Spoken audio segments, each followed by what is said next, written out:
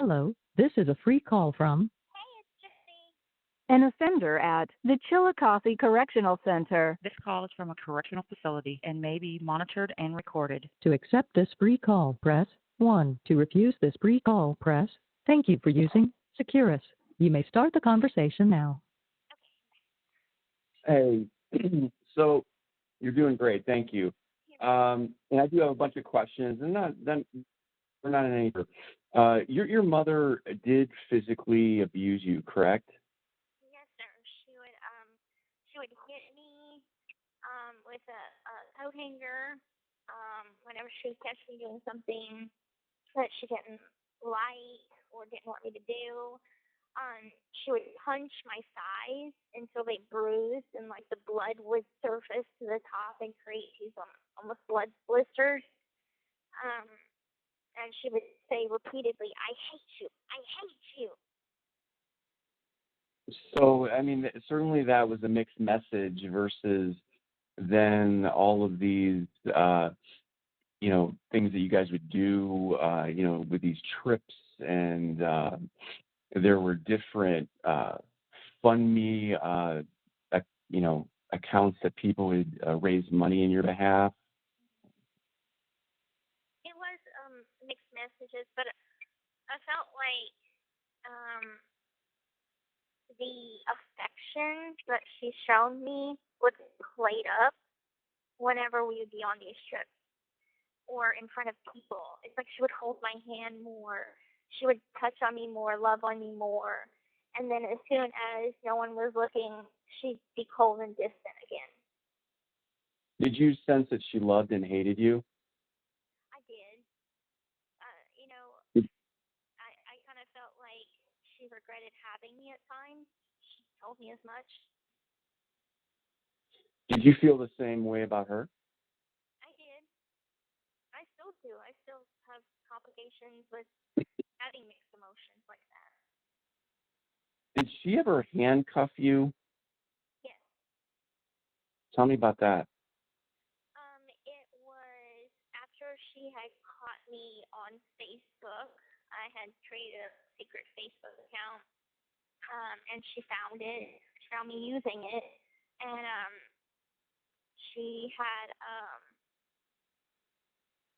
This is also after I ran away from home for the first time, by the way. But she smashed my computer with a hammer, and she had found this dog leash, and so she put the handcuffs with the dog leash, like tied it to the handcuffs, and then so she could wrap the dog leash around her arm, and then she handcuffed me, both my hands, to the bed. And whenever I'd need to go to the bathroom, she would get the dog leash and then take me to the bathroom. But it was like the dog leash was to make sure that I didn't leave her sight. Like it was always around her. How long did she cuff you and restrain you like that? It was 2 weeks. And I mean, did you feel like some type of hostage? I felt like an animal.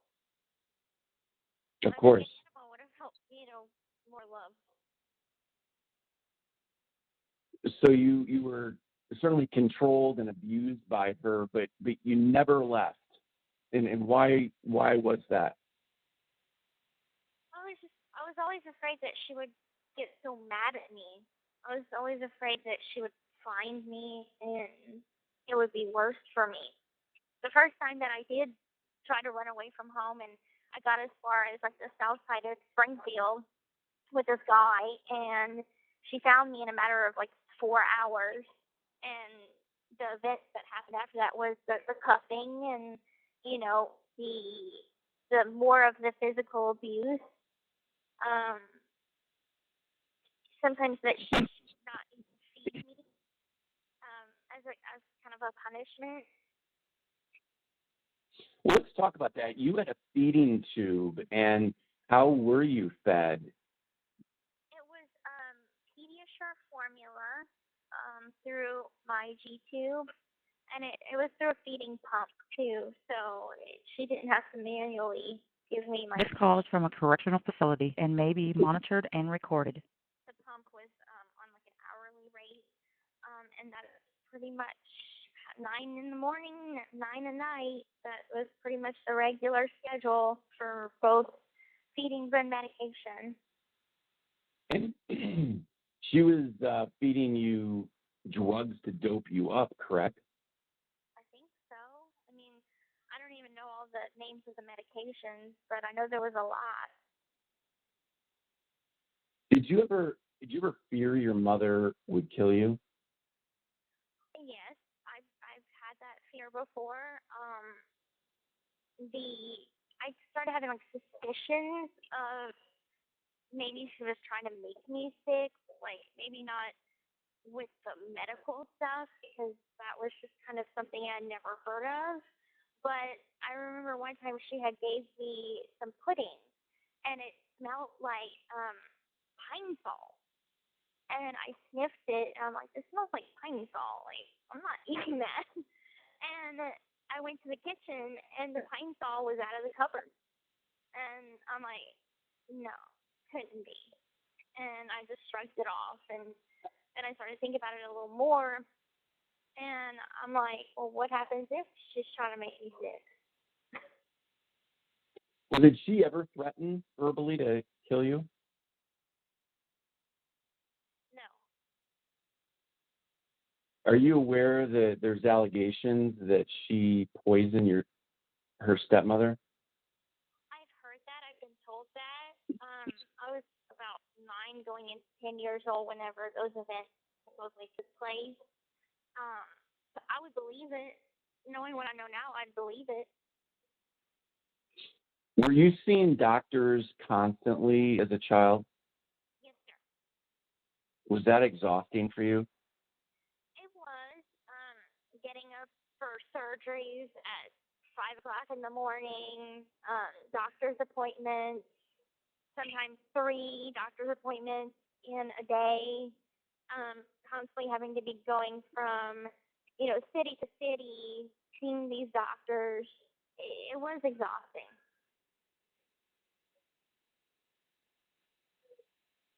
So so much of your life seems to be a fantasy-based life or fairy tale. Can you briefly talk about your interest in Disney and especially the movie? Is it Tangled? Oh, yeah.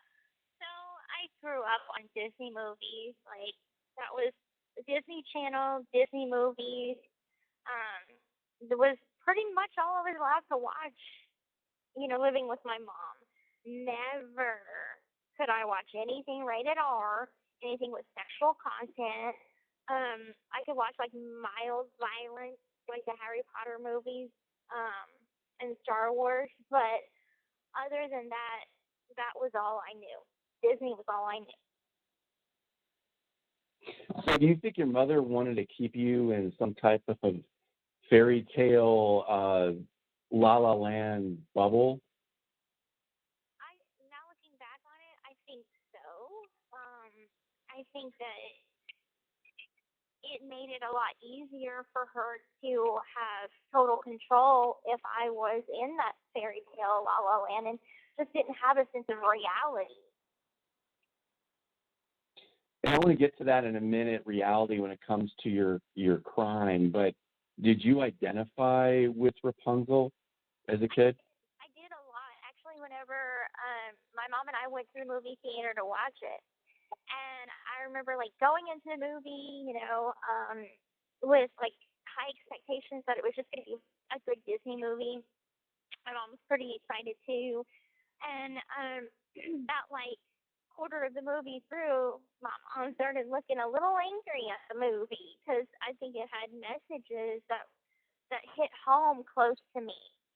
And so leaving the movie, my mom told me, she's like, I didn't like that movie. I feel like it portrayed mothers in a bad light.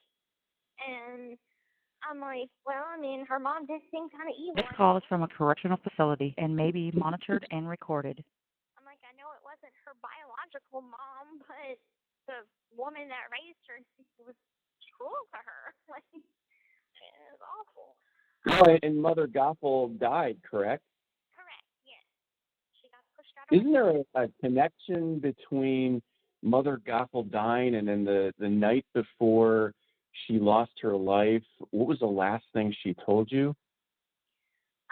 The last thing she told me was we were just coming off of the cuff of an argument that we had had earlier that week. And we were, I slept in the same bed as she did all my life. And the last thing she had said to me is, I'm starting to feel more comfortable. Don't hurt me. And I'm like, I won't. And then I had snuck out of my mom's bed and then let Nick in the door.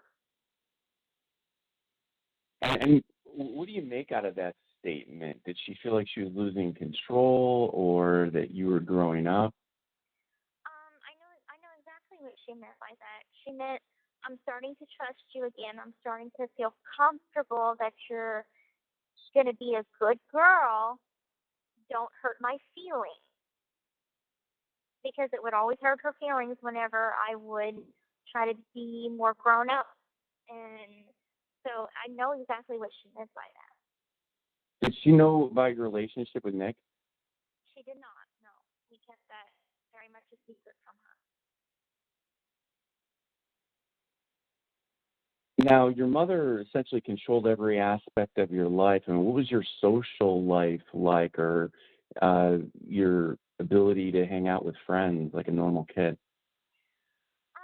My social life consisted of waving or briefly saying hi to the neighborhood kids. My mom just didn't let me go out of the house and just play or just socialize. So that's pretty much all it consisted of.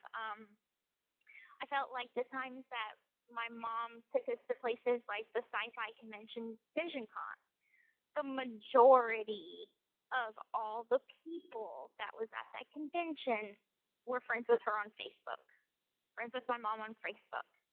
So I didn't feel like I could trust anyone in that circle of people that was at the convention with, hey, my mom is being mean to me. She's hitting me.